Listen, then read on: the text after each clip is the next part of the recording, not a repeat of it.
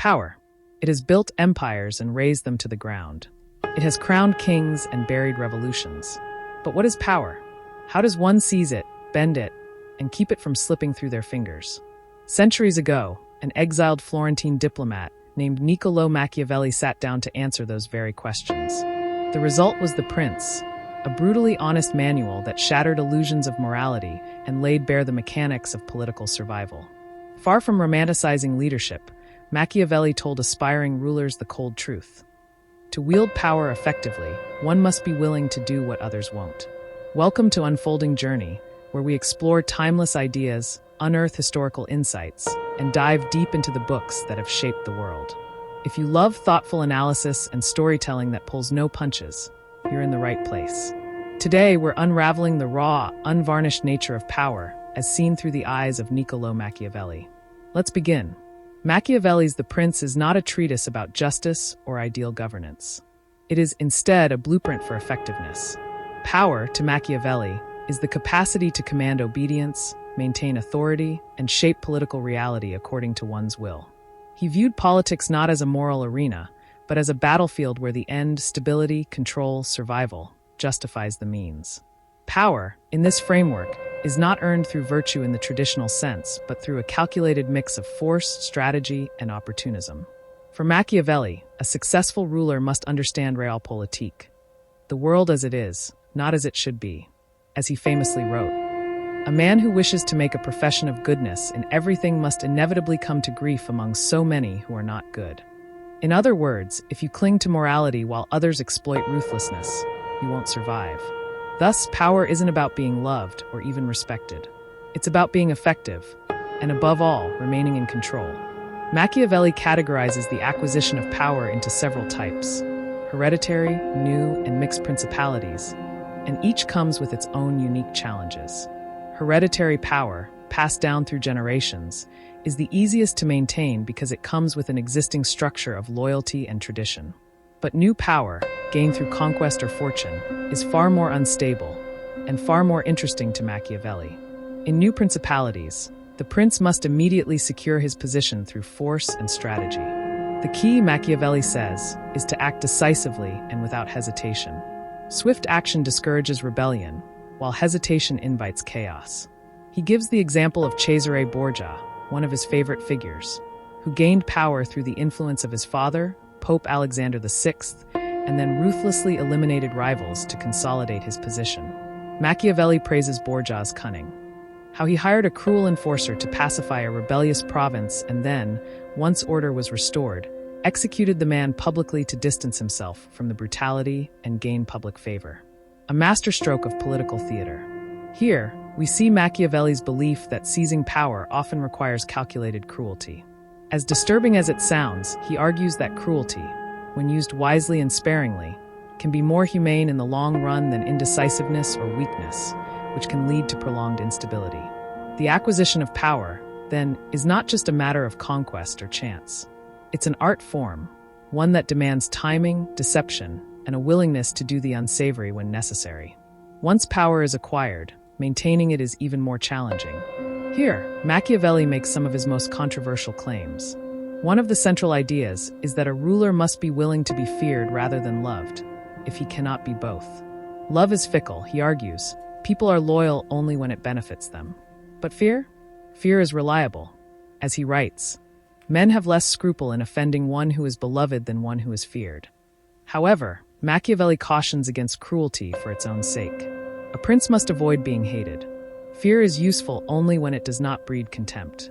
Excessive cruelty or arbitrary violence undermines a ruler's legitimacy. Therefore, violence must be strategic and justified, ideally carried out all at once to shock and pacify, followed by gestures of generosity to win loyalty. Machiavelli also places great emphasis on adaptability. Times change, and those who cling to old methods fail. A successful ruler must understand the shifting tides of fortune, what Machiavelli calls fortuna, and adapt accordingly. Like a skilled rower navigating a storm, the prince must bend to circumstances without breaking. Virtue, a key Machiavellian concept, is not about traditional virtue but about boldness, skill, decisiveness, and the courage to act. It is the ability to shape fortune to one's advantage through action. Power is not held by the most moral, but by the most capable and courageous in the face of chaos. So how is power lost? According to Machiavelli, weakness, complacency, and naivety are the usual culprits. A ruler who tries too hard to be loved, who relies on the goodwill of others, or who hesitates in the face of threats is doomed. Those who fail to strike fear into their enemies, or who avoid difficult decisions risk being overthrown or manipulated. Machiavelli also warns against trusting mercenaries or auxiliary troops, as their loyalty is to money, not to the prince. True power must be grounded in one's own arms, both literally, in the form of a reliable military, and figuratively, in self-reliance and inner resolve. Perhaps the greatest sin, in Machiavelli's view, is inflexibility. A ruler who governs successfully in one era may fail in another if he cannot adapt. The world changes, and those who cannot change with it fall behind. In his words, "He who adapts his policy to the times prospers, and likewise, he whose policy clashes with the demands of the times does not." Machiavelli's vision of power is not only strategic, it is deeply pragmatic. He understands human nature as selfish, unpredictable, and driven by fear and ambition. Therefore, leaders must deal not with ideal people, but with real people. This realism leads him to embrace cunning. Deception is not a flaw, it's a tool. A prince must learn how to appear virtuous while doing what is necessary to maintain control. In the infamous analogy, Machiavelli advises rulers to be like both the lion and the fox. The lion for strength, the fox for cleverness and deception. This approach, while effective, raises disturbing ethical questions. Is Machiavelli advocating tyranny? Not exactly. He isn't prescribing a morally ideal ruler, but a politically successful one. To Machiavelli, the stability of the state outweighs individual morality. If cruelty leads to long-term peace, it may be more ethical, paradoxically, than allowing disorder to flourish out of a misplaced sense of compassion. This is the moral cost of power, the acknowledgement that ruling well sometimes requires doing wrong. Machiavelli's The Prince shocked readers when it was first published. To some, it was a handbook for tyrants. To others, a brutally honest look at power. Even today, centuries later, it remains profoundly relevant. Modern politicians, CEOs, military leaders, and even everyday people navigating institutional systems echo Machiavellian tactics, sometimes knowingly, often not. His principles can be seen in campaign strategies, corporate takeovers, and geopolitical maneuvering. But Machiavelli's ultimate lesson isn't that one must be cruel or deceptive. It's that the game of power has rules, and anyone who plays without understanding them is bound to lose. The Prince reminds us that leadership isn't about being good, it's about being effective. And effectiveness, as Machiavelli shows us, often lives in the murky space between good and evil. Thanks for joining us on this exploration of Machiavelli's The Prince and the ruthless nature of power. If you found this thought-provoking, don't forget to give the video a thumbs up. It really helps others discover our content.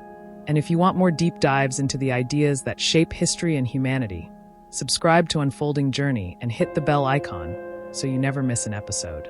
Until next time, question deeply, think boldly, and keep unfolding the journey.